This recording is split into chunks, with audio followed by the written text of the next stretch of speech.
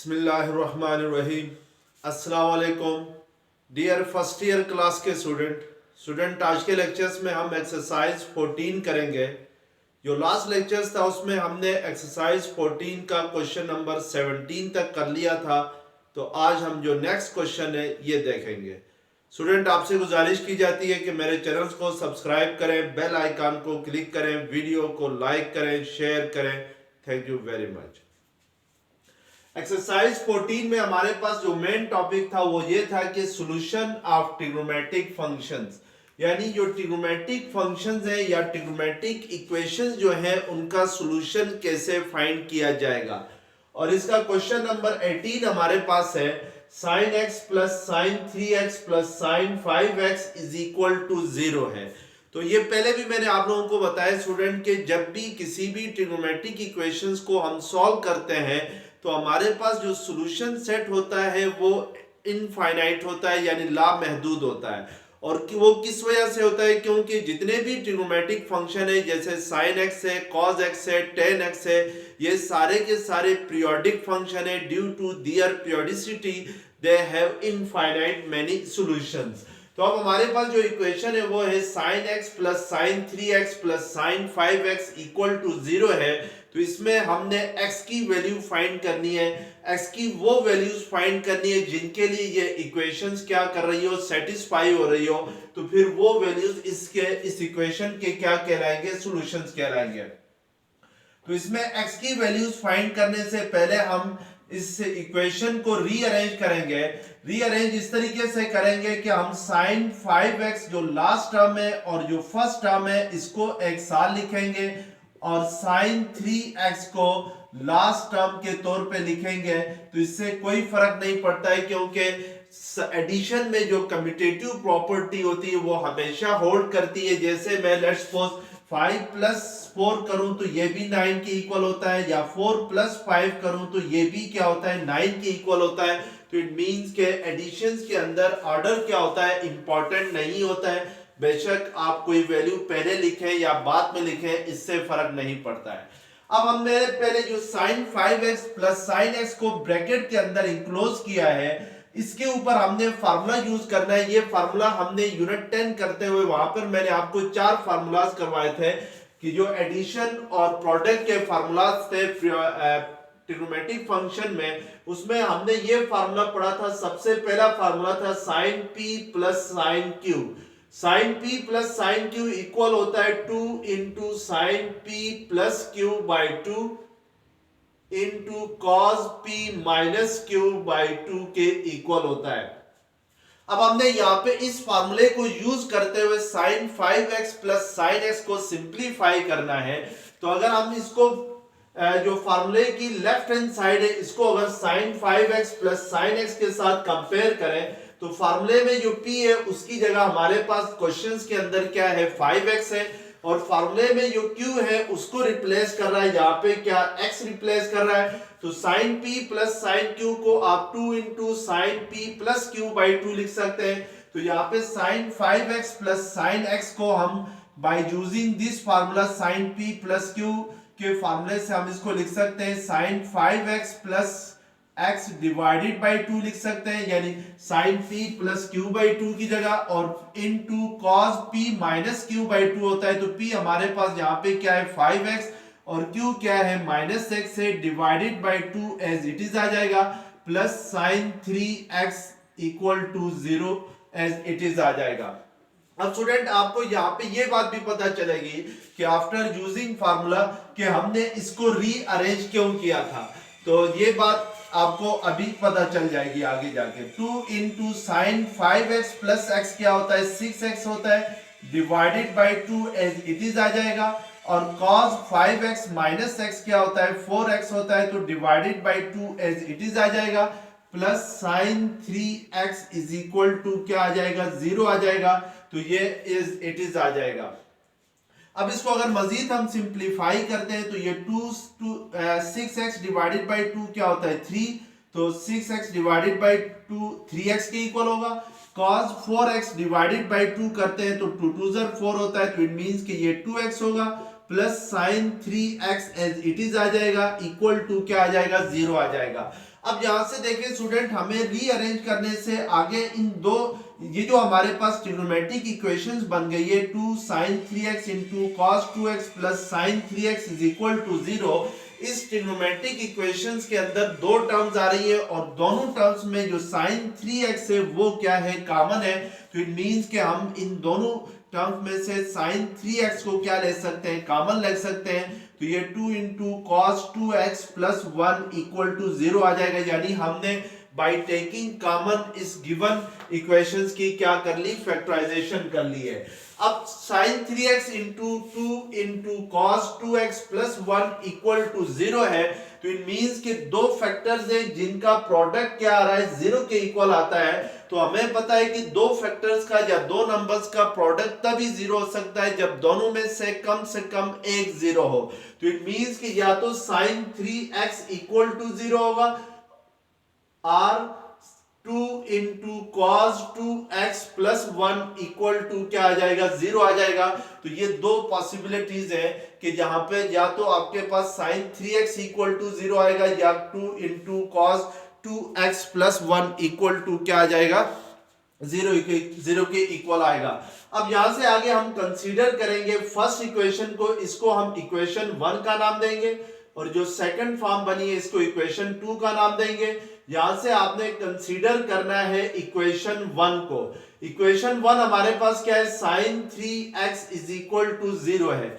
अगर sin 3x equal to 0 आता है तो देन 3x किसके इक्वल आ जाएगा, sin इनवर्स ऑफ 0 के इक्वल आएगा। और हमें पता है कि जो sin इनवर्स ऑफ 0 जो होता है बाय कैलकुलेटर अगर हम इसको कैलकुलेट करें तो sin 0 डिग्री 0 के इक्वल होता है और इसके अलावा sin पाई भी किसके इक्वल होता है, 0 के इक्वल होता है। तो इट मींस कि sin इनवर्स ऑफ 0 किसके इक्वल होगा, 0 के इक्वल होगा और पाई के इक्वल होगा, क्योंकि इन दोनों एंगल्स के ऊपर sin की वैल्यू क्या होती है, 0 होती है। इट मींस के 3x की दो वैल्यूज आ जाएंगी, जहां से 3x इक्वल टू 0 आ जाएगा, second value 3x is equal to क्या आ जाएगा, पाई आ जाएगा। अब हमें पता है कि जो साइन है वो एक पीरियोडिक फंक्शन है। शुरू में मैंने आप लोगों को बताया था कि जब भी हम किसी भी ट्रिग्नोमेट्रिक इक्वेशंस को सॉल्व करते हैं तो हमारे पास जो सॉल्यूशन होता है वो इनफाइनाइट होता है। और इनफाइनाइट इसलिए होता है क्योंकि यहाँ पर जो ट्रिग्नोमेट्रिक इक्वेशंस होती है उसमें जो ट्रिग्नोमेट्रिक फंक्शन यूज होते हैं वो क्या होते हैं, वो पीरियोडिक फंक्शन होते हैं, यानी उनकी पीरियोडिसिटी की वजह से वो जो सॉल्यूशन हमारे पास आता है वो इनफाइनाइट आता है। और अब हमारे पास यहाँ पे इस इक्वेशन को हमने sin 3x इक्वल टू 0 को सॉल्व करके जब x की वैल्यू फाइंड की या जो एंगल फाइंड किया 3x की वैल्यू 0 आ गई और 3x इज इक्वल टू पाई आ गई। और हमें पता है कि जो साइन है वो ट्रिग्नोमेट्रिक फंक्शन है और जो ट्रिग्नोमेट्रिक फंक्शन है वो पीरियोडिक फंक्शन होते हैं। तो साइन का पीरियड जो होता है वो 2n पाई होता है। तो इट मींस कि जो जनरल सॉल्यूशन होगा 3x इक्वल टू 0 के लिए वो क्या होगा, 0 प्लस 2n पाई होगा। यहां से अगर x की वैल्यू फाइंड करते हैं तो ये 0 प्लस 2/3n पाई हो जाएगा, यानी 3 सेकंड साइड पे जाके क्या होगा, डिवाइड होगा। इसी तरीके से 3x इज इक्वल टू पाई है, सेकंड सॉल्यूशन जो आया था आपका। इसको अगर जनरलाइज सॉल्यूशन की फॉर्म में लिखना है तो 2n पाई लिखना होगा, because sign the period of sine is 2n पाई। तो x इज इक्वल टू यहां से क्या होगा, x के साथ 3 मल्टीप्लाई हो रहा है तो 3 सेकंड साइड पे जाके पाई के साथ भी डिवाइड होगा और 2n पाई के साथ भी डिवाइड होगा। तो इट मींस कि जो सेकंड सॉल्यूशन आपके पास आ जाएगा वो क्या आएगा, पाई by 3 plus 2n pi by 3 आ जाएगा। This will be the second solution of the periodic equation. अब हम स्टूडेंट नेक्स्ट क्वेश्चंस करेंगे या आप नेक्स्ट इक्वेशंस को सॉल्व करेंगे। तो नेक्स्ट इक्वेशन हमारे पास क्या है, नेक्स्ट इक्वेशन हमारे पास है 2 into cos 2x plus 1 equal to 0 है।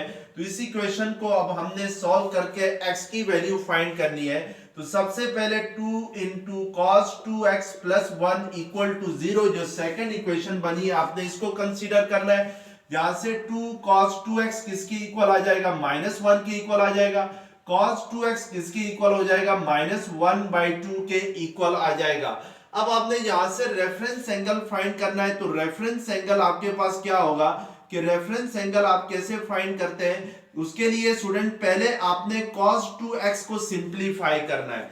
cos 2x को अगर सिंप्लीफाई करते हैं तो हमें पता है कि जो cos 2 थीटा होता है वो किसके इक्वल होता है, cos square theta minus sin square theta के इक्वल होता है, या cos 2 थीटा इक्वल होता है 2 into cos square theta minus 1 के इक्वल होता है, या cos 2 थीटा इक्वल होता है 1 माइनस 2 sin स्क्वायर थीटा के इक्वल होता है। तो अब हम इन दोनों में से जो लास्ट टू आइडेंटिटीज हैं, इन दोनों में से कोई एक आइडेंटिटी को आपने यूज करना है। लेट्स सपोज cos 2x को हम लिख सकते हैं 2 cos स्क्वायर थीटा माइनस 1 लिख सकते हैं। ये जो cos 2x है तो इट मींस कि जहां पे x यूज हो रहा है तो इसको हम 2 into cos square x minus 1 लिखेंगे। cos 2 थीटा किसके इक्वल होता है, 2 cos स्क्वायर थीटा माइनस 1 के इक्वल होता है। राइट हैंड साइड पे माइनस 1/2 एज इट इज आ जाएगा। यहां से 2 इंटू cos स्क्वायर x किसके इक्वल आ जाएगा, 1 माइनस 1/2 आ जाएगा।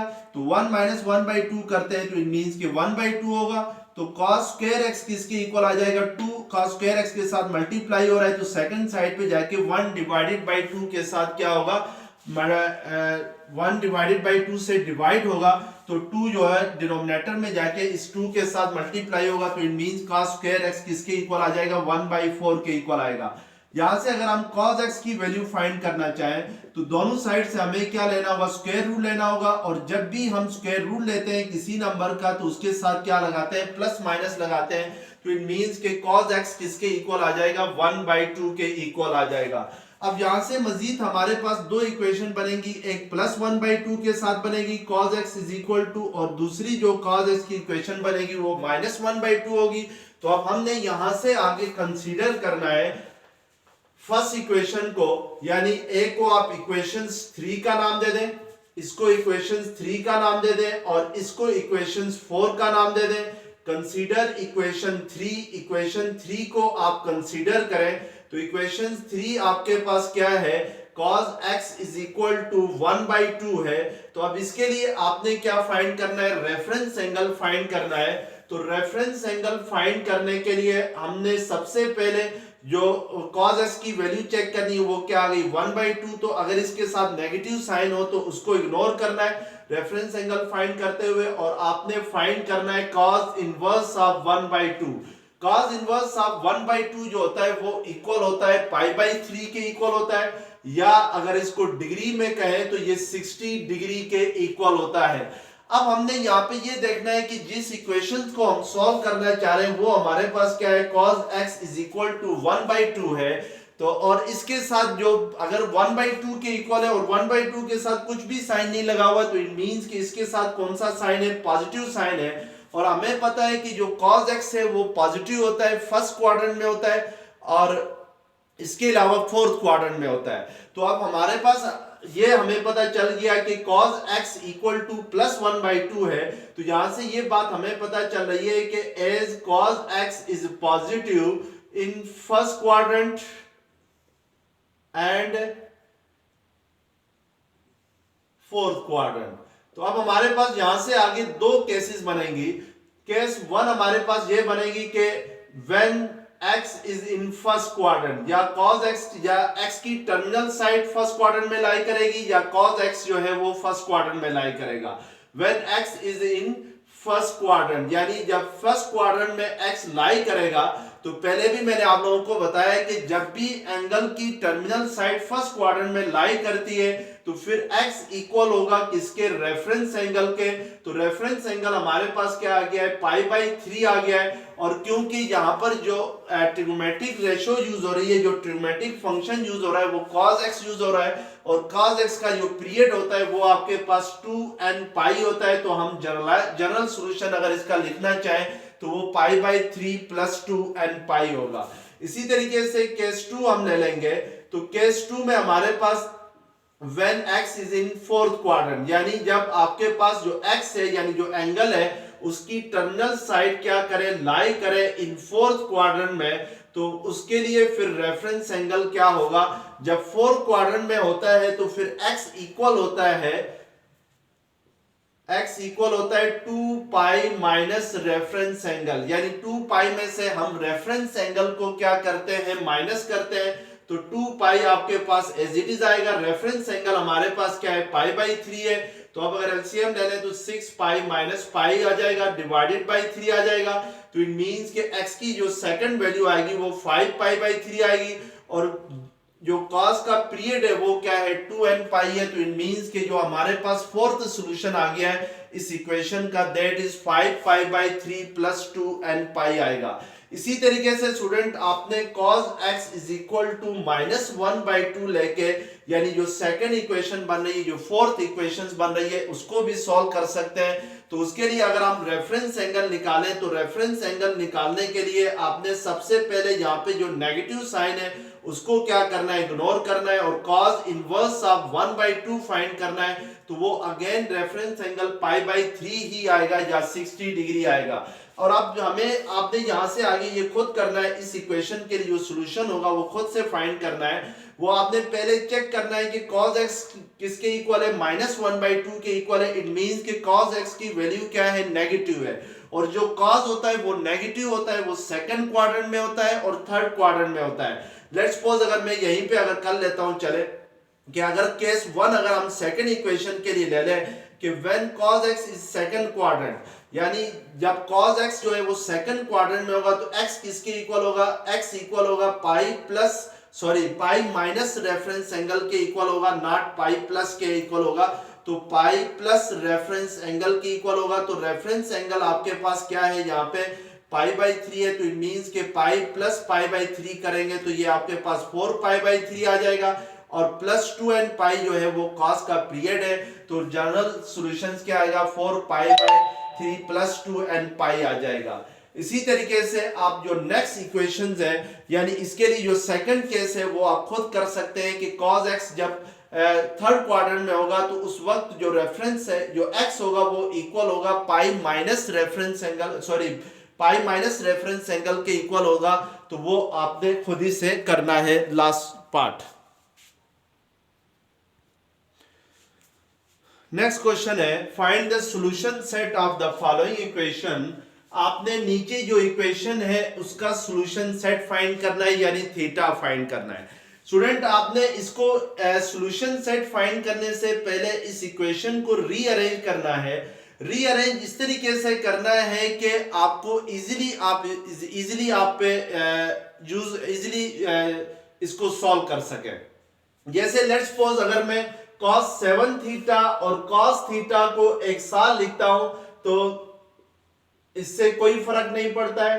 इसी तरीके से cos 3 थीटा और cos 5 थीटा को अगर एक साथ लिखता हूं तो इससे भी कोई फर्क नहीं पड़ता है।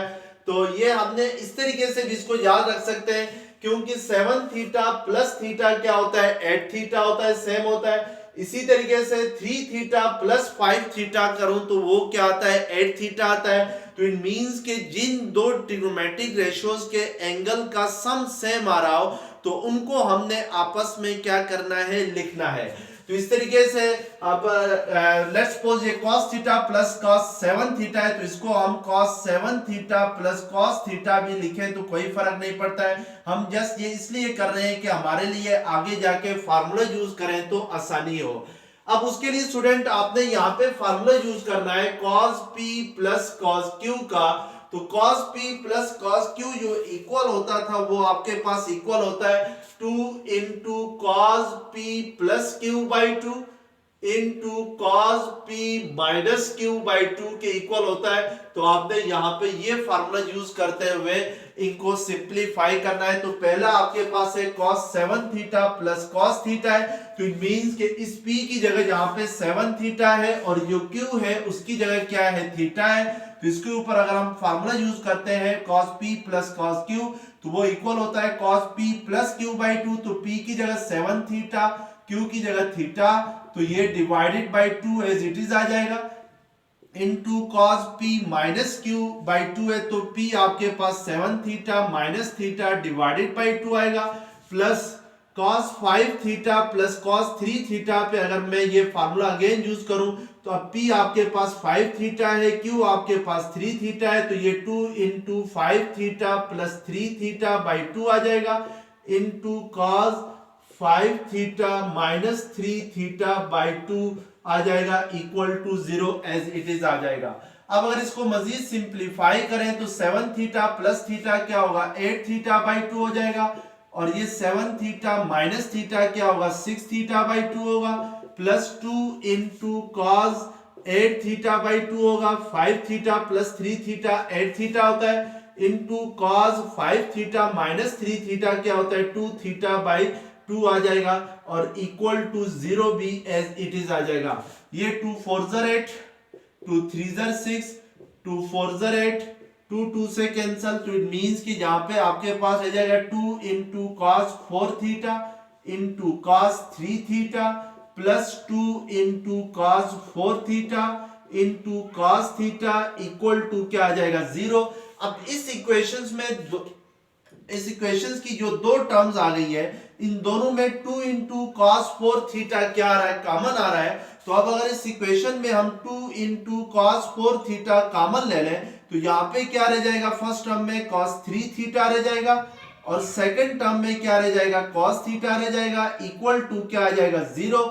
अब यहां से आपके पास दो इक्वेशंस बन जाएंगी, यानी जो फर्स्ट इक्वेशन बनेगी वो ये बनेगी 2 into cos 4 theta is equal to 0, और जो सेकंड इक्वेशन बनेगी वो ये बनेगी cos 3 theta plus cos theta equal to 0। इसको हम इक्वेशन 2 का नाम देंगे, इसको हम इक्वेशन 1 का नाम देंगे।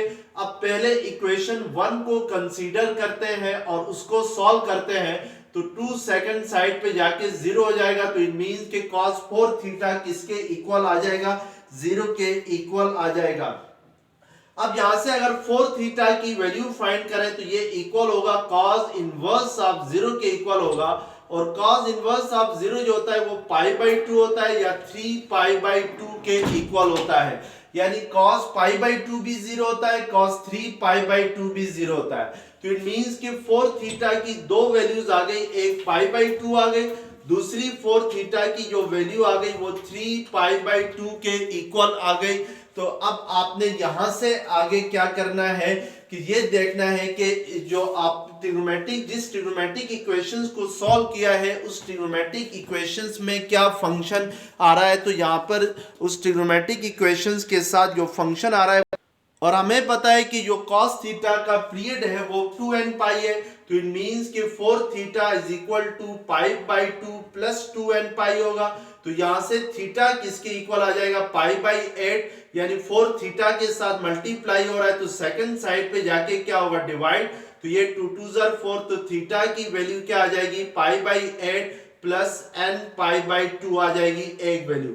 इसी तरीके से अगर सेकंड इक्वेशन सॉल्व करते हैं तो यहां से थीटा की वैल्यू प्लस 2n पाई इसलिए लिखेंगे क्योंकि cos यूज हो रहा है, तो ये 3 pi by 8 plus n pi by 2 आ जाएगा। तो ये दो सॉल्यूशंस आपके पास क्या होंगे आ जाएंगे। अब हम सेकंड इक्वेशन को सॉल्व करते हैं, तो सेकंड इक्वेशन हमारे पास है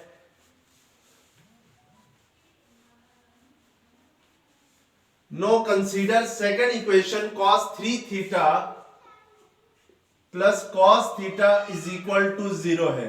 इस पे भी आपने इस इक्वेशन को सॉल्व करना है, जो सेकंड इक्वेशन है, तो इसको पहले सिंप्लीफाई करना है by using cos p plus cos q।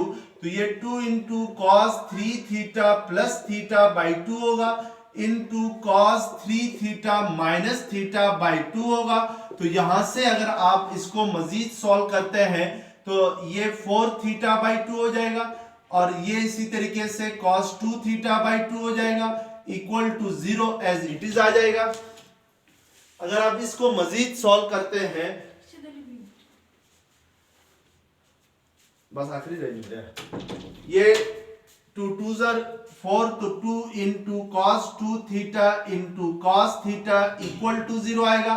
यहां से 2 cos 2 थीटा इक्वल टू 0 हो सकता है, यानी दो आपके पास इक्वेशन बनेंगी, एक cos थीटा इक्वल टू 0 हो सकता है। 2 इंटू cos 2 थीटा को आप cos 2 थीटा भी लिख सकते हैं, क्योंकि 2 सेकंड साइड पे जाके 0 से डिवाइड होके क्या होगा 0 होगा।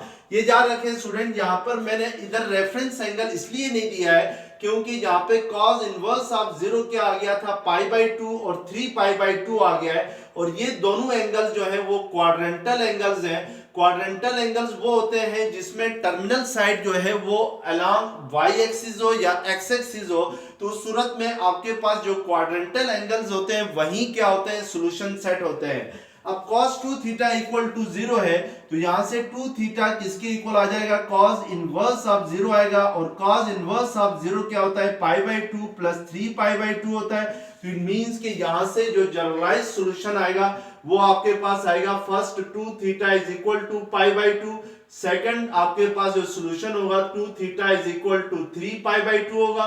तो जनरलाइज सॉल्यूशंस के लिए हम प्लस 2n पाई करेंगे और इधर भी प्लस 2n पाई करेंगे, तो theta is equal to pi by 4 plus n pi by 2 होगा, और इधर से भी theta is equal to 3 pi by 4 plus n pi, बल्कि 2 इधर डिवाइड होगा तो ये n पाई होगा स्टूडेंट, क्योंकि ये 2 थीटा के साथ 2 मल्टीप्लाई हो रहा है तो सेकंड साइड पे जाके क्या होगा, डिवाइड होगा। तो पाई बाई 2 के साथ अगर 2 के साथ मल्टीप्लाई होता है तो ये 4 हो जाएगा, 2n पाई से अगर ये डिवाइड होता है तो 2 से कैंसिल होके n पाई रह जाएगा।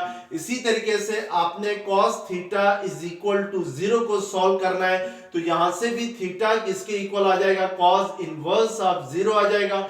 cos इनवर्स ऑफ 0 क्या होता है, pi by 2 and 3 pi by 2 के इक्वल होता है। तो इट मींस के theta is equal to pi by 2 plus 2n pi हो जाएगा, और थीटा की जो सेकंड फॉर्म आ जाएगी वो 3 पाई बाई 2 प्लस 2n पाई आ जाएगी।